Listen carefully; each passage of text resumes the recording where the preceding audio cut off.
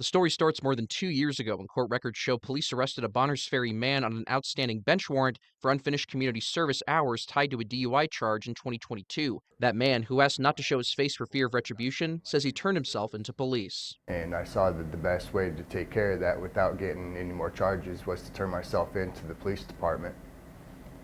And in doing so, I was assaulted inside the jail. Those allegations are laid out court records that show former Boundary County Sheriff's Office Detention Sergeant Bryant Brown was one of the people in charge of moving him into a holding cell before later moving him to the Kootenai County Jail. Records detail the man and the deputy yelling at each other while he's being put in the cell. Once inside, documents reveal Deputy Brown slammed the inmate's head into the back of a glass window.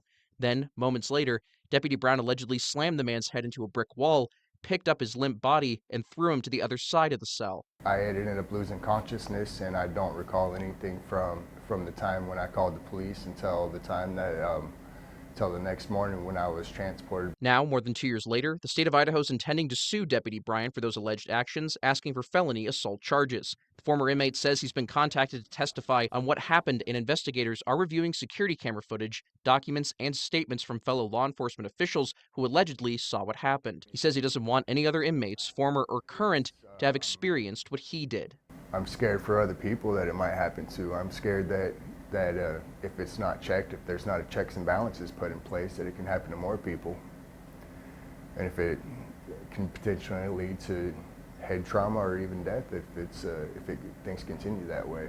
In the meantime, Boundary County Sheriff Travis Stoley, who took office after the alleged incident, posted to Facebook in support of the state seeking charges. He adds, quote, "Although multiple deputies brought the concerns forward at the time, a formal criminal investigation or referral was not pursued then. By addressing this now, we're ensuring these matters receive the attention they deserve through a transparent process." In light of that response, the former inmate questions why it took this long to investigate what happened, but he hopes it leads to changes so other inmates don't go through what he did. I know that dealing with people can be difficult, but sometimes you got to de-escalate a situation in order to come to a better resolution without using violence.